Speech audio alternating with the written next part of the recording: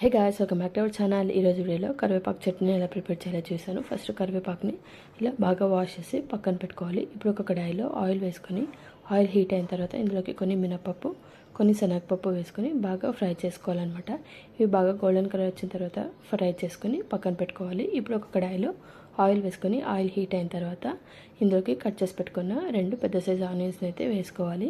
ఆనియన్స్ని బాగా golden colour వచ్చేంత వరకు బాగా మగ్గించుకోవాలి.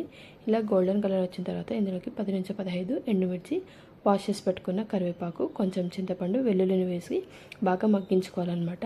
బాగా మగ్గిన తర్వాత స్టవ్ ఆఫ్ చేసి చల్లార్చుకోవాలి.